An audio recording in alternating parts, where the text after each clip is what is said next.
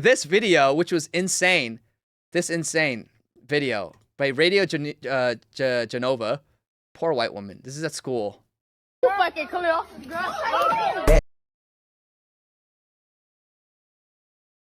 It's awful, awful. I think this is posted by Black TikTok or something. They're like putting music over it.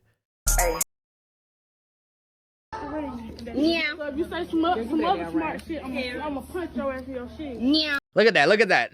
Oh, put your ass your shit. Like, oh my gosh, dude. Black woman, dude. Punch your ass in your shit. Yeah. Are we clear? Yeah. Are we clear? Yeah. Clear? Yeah. Look. So she's not acquiescing. She doesn't do anything crazy. But by her not bending the knee to these black women, they find it justifiable to beat the living crap out of her. Girl, say you fucking clear. See that? See that? So like, are we clear? It's like, no, she's trying to walk away and diffuse the situation. And instead, this black woman, this black girl grabs her by the throat. And then when she tries to push her away, and then they just start beating the living crap out of her.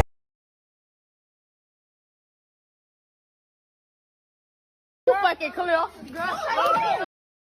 What are we supposed to do? How can we live with this in society? How are we supposed to share society with these kind of people? And so I said this, black women have a higher murder rate than white men in America, in case you needed a reminder on how bad things are in this specific community. Black people largely are violent. Now, I'm not saying all black people are violent, but there is a huge violence problem in the black community and no one wants to say anything because it's racist. While people are getting beat up. Look, here's the data that I pulled, the FBI numbers in 2021. See here, black female, murders per 100,000, okay? 8.7. White male, 5.2. Racist. So, it's unheard of. It's unheard of, chat. Like, this is unheard of. That a female population in a country is more violent than a male population. That is absolutely unheard of. Because we know, by and large, men are more violent than women. That's just true. That's just facts. Because we have it in our DNA as men, it's a visceral thing to be able to be dangerous. And then that can be used, that violence can be used for good to protect our loved ones, but can also be used for evil, to attack innocent people. So men are just, by and large, are stronger, they're more violent than women. But in America, black women are more violent than white men. And that is a stat. That is a stat that is absolutely insane. That is a stat that is absolutely insane, unheard of in all of human history, where a female population is more violent than a male population. And the reality is, when we call this out, we're called racist. We're told to shut up. We lose our jobs. The media slanders us. And all the while, poor white students, girls, innocent girls like this are just beat up on the regular. They're stabbed to death in their schools. My friend Lizzie Marbach said this: I went to a private Christian school that was majority black and experienced this kind of behavior the entire time.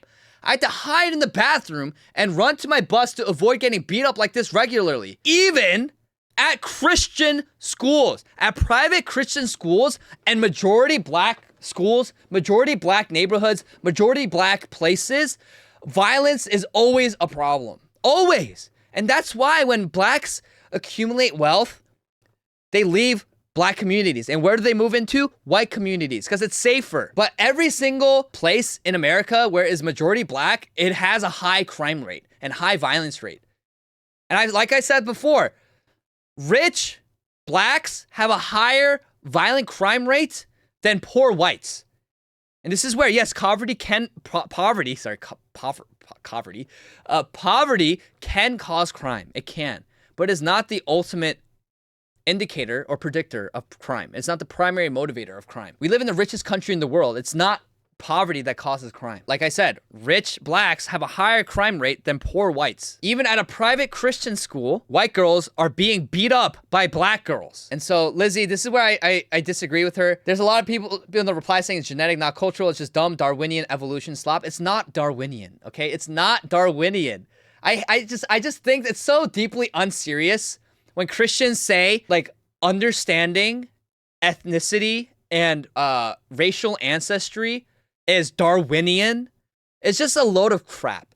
It is so unserious. It is so unserious because we are not saying that because they are of a certain race, they are determined to commit violence. But what we are saying, for example, low IQ is an indicator of criminality. It is. It's a predictor of criminality. Because why? Low IQ people don't know and can't fathom the consequences of their actions. They have low impulse control because all they want to do is satisfy their desires in that moment. It is very simple, basic anthropological science, okay? It's just basic understanding of reality. It's not Darwinian. It is not Darwinian evolutionary slop, okay? No one's saying that they are determined to commit crime. But what we are saying is that low IQ is an indicator or at least a predictor of crime. And so the solution then doesn't become to ignore these hereditary traits, but it is to find a way to have them function in proper society. And it's not racist. It's not mean to say that. Because what happens when you have a conglomeration and a confluence of black people in any community? It gets more violent. It gets more violent. And so even black people know this. That's why they move out of black communities. And I'll say it again. Rich black communities have higher crime rates than poor white communities. That says to suggest that a part of it, a component of it is racial. There's a reason why you look at these math Olympiads, okay? These international academic competition, who always wins? It's East Asians. You have like Chinese people in China versus Chinese Americans in the finals. Chinese people from China, Chinese people from America in the finals going at it each other, okay? Koreans, Japanese have the highest IQs in the world. It is by no coincidence then that the screens that each and every one of you guys are watching on, they're probably most likely developed by Koreans, built by Koreans. A lot of these semiconductors that we have in America, built by Koreans. Samsung, LG, Kia, Hyundai, right? And even a lot of the technologies in American products are from Korean companies. Look at Japan, Sony, Panasonic, Nikon, Canon, Toyota, Honda, Nissan, Lexus. Japan was literally nuked 2 times. Japan was nuked 2 times. And they are still one of the richest countries in the world. While you have Africa, sub-Saharan Africa, still filled with squalor and filth and violence and terrorism and slavery, who were at the forefront of math. Look, you learn about mathematicians. You learn about historians, right? Who were the greatest philosophers and mathematicians in history? They were Europeans. I mean, come on, let's be serious, guys. Japan was literally nuked 2 times. Literally, Nagasaki and Hiroshima. Go there today. Go to Nagasaki and Hiroshima. They were nuked 2 times. Go there and compare it to any state in Africa that's received trillions of dollars in aid. And you cannot tell me with a straight face that there is no difference between sub-Saharans and East Asians. You cannot tell me with a straight face that there's no differences between people. Go to Hiroshima. Go to Nagasaki. They're wonderful places. They're clean. They're safe. They're functioning. Go to Somalia. Even after the billions they've extorted from American taxpayers, how's Somalia doing? Oh, it's just the culture. I'm gonna say it one last time, but I'm blue in the face. People dictate the culture. JS Gar, what's up? Thanks for the follow. People determine the culture. So I'm not saying I'm not a racial determinist, but I am a realist. And we have to understand this in order for us to move forward and actually help the communities that are struggling and the countries that are struggling. But if we continually insist that we are all the same, then things will only get worse for our countries and their countries. Pure Dove, I have a question. If it's genetic, then what do you think about the argument of black people in older generations who had more respect for themselves? Though I suppose even they had problems. Yeah, no, it's so true. But the thing is, the reason why it's not been able to been passed down is because the next generation didn't have the foresight to see why their ancestors wanted to be more respectable. And I'm not saying that all black people are dumb. That's not what I'm saying. There are very smart black people.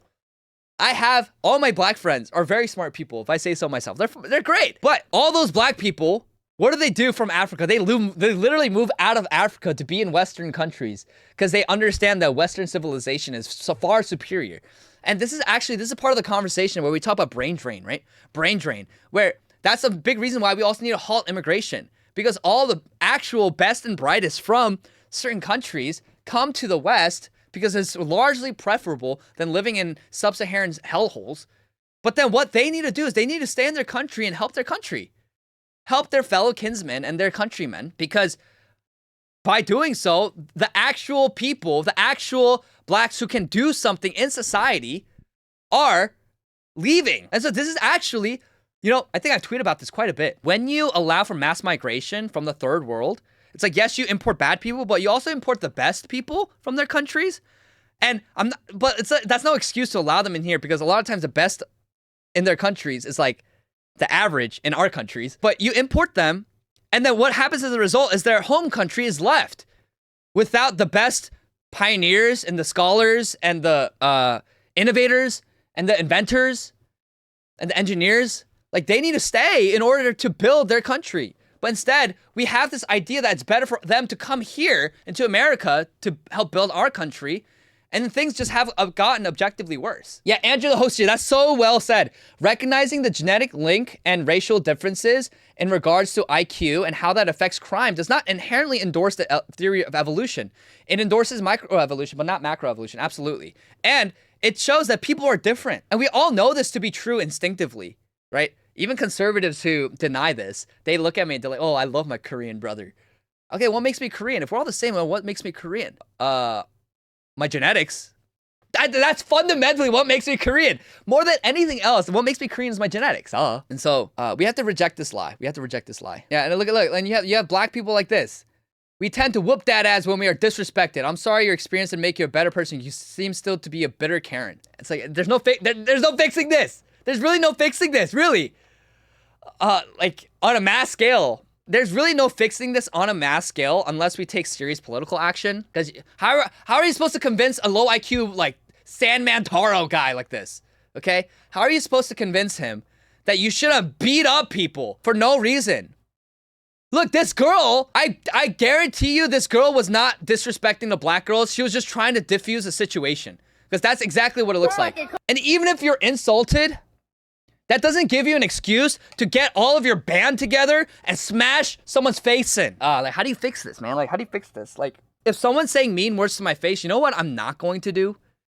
You know what I'm not going to do? I'm not gonna go gather a bunch of Koreans and be like, okay, let's beat this person up in the bathroom. That is not what I'm gonna do. But you know what I am gonna do? I'm gonna be like, hey, I don't care. Get out. And maybe I'll do some own the libtards myself. But, like, dude, what do you, like, this, it's so unbelievable how quick to violence black people are. And contrary to popular opinion and history, like, they were violent in the past too. Under Jim Crow, they were violent. Now, things were largely better for the black community under Jim Crow by every metric. And this is very controversial to say, but it was. Yeah, they didn't share the same rights as white people, but academic achievement was higher, employment was higher, wealth, mobility, social mobility was higher. Crime rates were lower than they are now. Although they were still high compared to the white population. Like, things were better under Jim Crow, objectively. Like, because at least black people weren't dying so much compared to now. Where Chicago, look at these cities, anywhere across the states, right? Black people are just killing each other indiscriminately in the thousands. So I know it's controversial to say, but the truth must be spoken. Like, just objectively, life was better for black people. Now, yeah, they didn't enjoy the same freedoms and the rights as white people did, but they still had higher literacy rates. They had betterly orderly communities.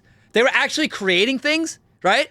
You think about music and art from East Harlem and things like that. Like, they were actually creating things. And now what are they creating? Largely speaking, crime, degeneracy, baby mamas, gaming the system, welfare system, mumble rap. Black people were nicely dressed. They were. Again, go back to the videos and the photos of black children in cities in the 40s and the 50s, all wearing three-piece suits, man. That was still under Jim Crow. That was under Jim Crow. That was under a period where they didn't, before civil rights. And now they're all going around sagging their pants, getting walls, shooting up, oh, gang, gang, gang. In the days of Martin Luther King Jr., black people riot and destroy things. You can still go look them up. Yeah, absolutely. Like, they are still violent. It's just they're more violent now because we've given them more freedom. But under Jim Crow, black people were a lot more respectable. They were. And so that then really begs the question, was the Civil Rights Act really the best thing for black America? Was it? And you're instantly smeared as a hateful person for saying that or even posing that question, but we need to move past a lot of this liberal guilt tripping and ask ourselves, okay, I actually genuinely want the best for black people in America. I want the best for the black community. I want the best for black people in general. But then how do we move forward to that? And clearly things aren't working right now. Maybe we revisit our previous preconceptions about what is truly good for America and what's good for black America and start thinking, hey, maybe when things were better for black Americans, like maybe there's something there. And again, I said this too. Aldiobot, like, look at South Africa before and after apartheid. I just look at South Africa now. They say apartheid was so wrong against blacks, okay? Look at South Africa now. We have major political candidates and people in the government saying that they want to genocide white farmers and their acts of terrorism against white people all the time. Like, yeah, I mean, here's the thing. Like, we have to just stop being scared of being called racist. We have to stop being scared of being called racist. It's not racist to observe the differences between people. And it's not hateful. Don't let anyone gaslight you into thinking that's hateful. It's different. It's different. And that's okay. It's okay that we're different. But then we have to first acknowledge that we're different in order for us to work towards viable political solutions. Or else we're just going to be stuck in this muck and mire of, we're the same. Oh, I got stabbed. Why? I said you were the same as me. Maybe if Irina Zarutska understood the criminality rate in the black community in downtown Charlotte, maybe she wouldn't have gotten stabbed, okay? Maybe if these people were a little more considerate what the left keeps saying, and a lot of these normie cons keep calling us, if they were a little more quote-unquote racist, maybe they'd still be alive today. And we can't constantly allow this community to get away with it because of past oppression. And that's what's happening. We're living in like a reverse Jim Crow.